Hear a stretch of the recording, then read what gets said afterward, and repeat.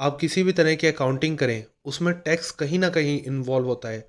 That means account से related आप किसी भी प्रोफाइल के लिए इंटरव्यू देने जाते हैं, तो हो सकता है कि वहाँ टैक्स से रिलेटेड क्वेश्चंस आपसे पूछे जाएँ।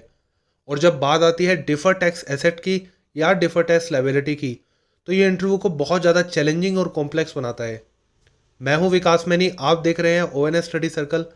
आज की इस वीडियो का टॉपिक है defer tax asset and liability, जिसमें समझेंगे हम इसके मीनिंग को, क्यों डिफरेंस आते हैं कंपनी के प्रॉफिट में और इनकम टैक्स के प्रॉफिट में, कैलकुलेशन इसकी कैसे होती है और कब इसको रिकॉर्ड करना चाहिए और कब नहीं।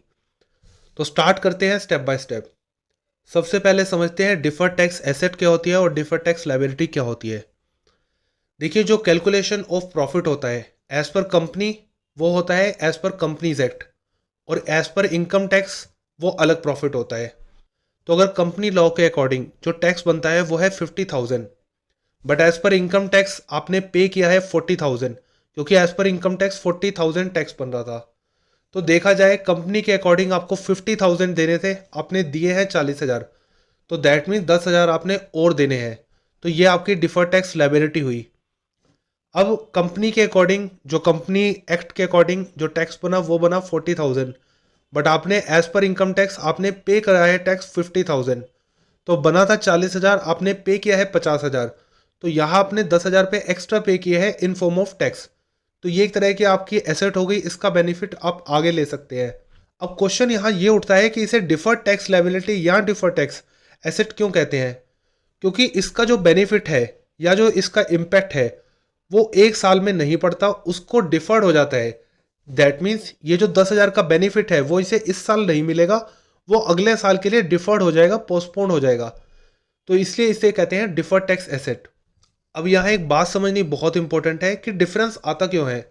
जैसे हम कह रहे हैं कि कंपनी एक्ट के अकॉर्डिंग जो टैक्स बना वो बना 50,000, और इनकम टैक्स के अकॉर्डिंग टैक्स बना 40,000, बट ऐसा क्या हुआ जो इनमें डिफरेंस आया। तो समझते हैं इसके डिफरेंस को। डिफरेंस देखिए बेसिकली दो तरीके से इसमें आता है। एक होता है टाइमिंग डिफरेंस, दूसरा होता है परमानेंट डिफरेंस। परमानेंट डिफरेंस जैसे कोई कैश पेमेंट 10,000 से ऊपर करी तो वो डिसअलाउ हो जाता है, कोई पेनल्टी है इनकम टैक्स की, कोई फाइन है जो टोटली डिसअलाउ है। और अगर बात करें टाइमिंग डिफरेंस की, तो इसको अगर हम सभी पीरियड्स को ओवर द ईयर्स देखें तो इसका कोई डिफरेंस नहीं होता। ऐसा कैसे, इसको समझते हैं हम इस एग्जांपल से। अब देखिए, एज पर कंपनी एक्ट आप डेप्रिसिएशन चार्ज कर रहे हैं 20,000, 5 ईयर्स में आपने 1 लाख रुपये चार्ज किया, बट आपने as per income tax 1 lakh का बेनिफिट आपको फर्स्ट ईयर में ही मिल गया। तो अगर हम टोटल देखें तो टोटल यहाँ भी 1 लाख है, यहाँ भी 1 लाख है, तो टोटल में कोई डिफरेंस नहीं होता, सिर्फ जो डिफरेंस है वो टाइम का होता है, इसलिए इसे कहते हैं टाइमिंग डिफरेंस। तो जब भी हम बात करेंगे डिफर्ड टैक्स एसेट की या डिफर्ड टैक्स लायबिलिटी की, वहाँ टाइमिंग डिफरेंस ही वैल्यू करेगा, क्योंकि परमानेंट डिफरेंस जो है वो हमेशा डिफरेंस उसमें रहेगा, वो कभी भी टैली नहीं होगा। अब ये timing difference deferred tax asset या लायबिलिटी कैसे बनता है इसको समझते हैं। अब देखिए 20,000, जब भी कोई एक्सपेंस बढ़ता है तो हमारा प्रॉफिट कम होता है, और कम प्रॉफिट पे कम टैक्स देना पड़ता है। तो यहाँ देखिए, यहाँ हमारा एक्सपेंस कम हुआ, दैट मीन्स ज़्यादा प्रॉफिट होगा, हमने ज़्यादा टैक्स पे किया होगा। अब यहाँ देखिए 20,000 है और यहाँ है 1 लाख डेप्रिसिएशन। तो इनकम टैक्स हमें कह रहा है कि आप 1 लाख का डेप्रिसिएशन क्लेम कर सकते हो, बट हमने सिर्फ 20,000 का डेप्रिसिएशन क्लेम किया। दैट मीन्स 80,000 हमारा बैलेंस है, तो वो अमाउंट जो है as a deferred tax asset deferred हो जाएगा। इसका बेनिफिट हम नेक्स्ट ईयर में लेंगे, तो नेक्स्ट ईयर में रिमेनिंग बैलेंस रहेगा 60,000, ऐसे ही 40, 20, और फाइनली ये पूरी तरह से एडजस्टेड हो जाएगा। तो इस तरह से डिफर्ड टैक्स एसेट हमारी क्रिएट हुई, क्योंकि डिफरेंस था डेप्रिसिएशन के कॉन्सेप्ट में। अब समझते हैं इसकी कैलकुलेशन एक्चुअली की कैसे जाती है। इसको समझने के लिए सबसे पहले हमें प्रॉफिट के लेवल्स को समझना होगा, और इसके लिए मैं आपको रिक्वेस्ट करूंगा कि इनकम स्टेटमेंट से रिलेटेड वीडियो हमने ऑलरेडी बना रखी है, आप उससे एक्सेस जरूर करें, जिसको इस पॉइंट को समझने में आपको बेनिफिट मिलेगा। अब देखिए, सबसे पहले बिजनेस में सेल्स होती है, कुछ वेरिएबल एक्सपेंसेस होते हैं, प्रोडक्शन का खर्चा हटाएंगे, फिर आपका ग्रोस प्रॉफिट आएगा, बिजनेस के ऑपरेटिंग और नॉन ऑपरेटिंग एक्सपेंसेस आप हटाएंगे तो प्रॉफिट आ जाएगा बिफोर इंटरेस्ट एंड टैक्स। अब उसमें से आप इंटरेस्ट भी हटा देंगे तो फाइनली आएगा प्रॉफिट बिफोर टैक्स। बट देखिए इसमें हम वापस डेप्रिसिएशन ऐड बैक करेंगे, क्योंकि डेप्रिसिएशन इनकम टैक्स और कंपनी लॉ अलग अलग होता है। तो इसलिए प्रॉफिट बिफोर टैक्स में हम डेप्रिसिएशन ऐड कर देंगे, तो हमारा अल्टीमेट प्रॉफिट आएगा PBDT, profit before depreciation and tax. और इसको हम यूज़ करेंगे डिफर्ड टैक्स के पर्पज से। अब इसको यूज़ कैसे करेंगे अब वो समझते हैं। अब देखिए पीबीडीटी आया 20,000, 4 सालों की ये हमारे पास समरी है। 4 ईयर्स में हमारे पास फ्लैट 20,000 प्रॉफिट है। Depreciation as per company law, यह भी हम देख रहे हैं एज पर कंपनी, 4,000 हमने चार्ज किया ईच ईयर में। तो हमारा प्रॉफिट डेप्रीसिएशन के बाद आया 16,000, 30% टैक्स है, तो 4,800 टैक्स बना हर साल में। अब समझते हैं यही वर्किंग अगर हम इनकम टैक्स के पर्पज से करें तो कैसे होगा। पीबीडीटी देखिए यहाँ भी 20,000 होगा। डेप्रीसिएशन यहाँ अगर हम बात करें इनकम टैक्स की, वो हमें कह रहे हैं 100% आप फर्स्ट ईयर में ही ले सकते हो। तो इससे क्या होगा, फर्स्ट ईयर में जो हमारा प्रॉफिट होगा आफ्टर डेप्रीसिएशन वो हो जाएगा 4,000, उसके बाद 20,000, 20,000, 20,000।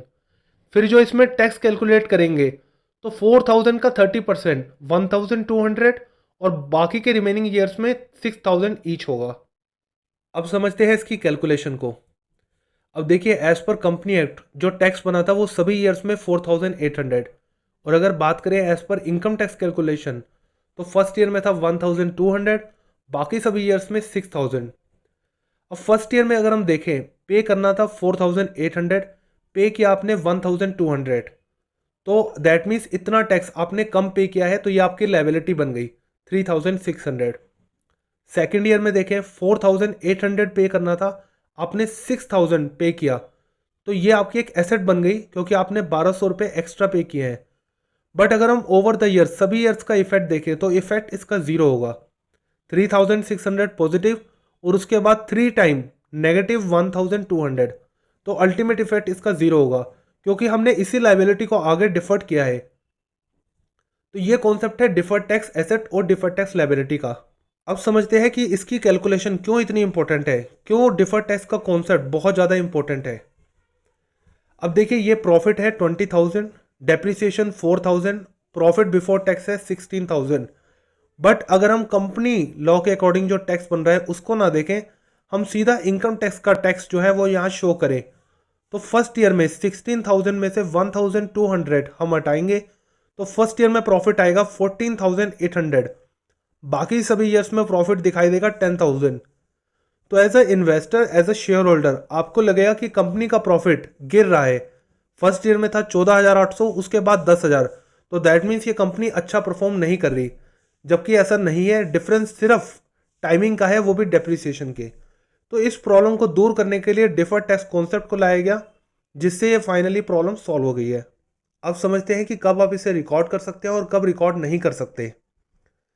अब देखिए एज पर कंपनी अगर कोई प्रॉफिट नहीं है तो उस पर टैक्स जीरो होगा, but as per income tax अगर टैक्स बना 20,000 तो ये एक तरह की आपकी डिफर्ड टैक्स एसेट जनरेट हो गई, क्योंकि यहाँ आपने टैक्स पे किया है और एज पर कंपनी कोई टैक्स नहीं बनता। तो ये आने वाले पीरियड्स में आप इसको एडजस्ट कर सकते हैं as a deferred tax asset. आने वाले सालों में कंपनी का प्रॉफिट जीरो रहे तो अल्टीमेटली उसका टैक्स भी जीरो बने, तो जब टैक्स ही जीरो होगा तो आप उसको एडजस्ट तो नहीं कर सकते। तो दैट मीन्स आने वाले सालों में अगर कंपनी के पास प्रॉपर एविडेंस है, दैट मीन्स कंपनी अगर प्रूव कर सकती है कि आने वाले सालों में, जैसे उसके पास इन्वॉइस है या उसने कोई मर्जर किया है जिससे उसकी श्योरिटी है कि आने वाले सालों में उसे प्रॉफिट होगा, तभी उस प्रॉफिट पर जो टैक्स बनेगा उसको वो एडजस्ट कर सकती है डिफर्ड टैक्स एसेट के थ्रू।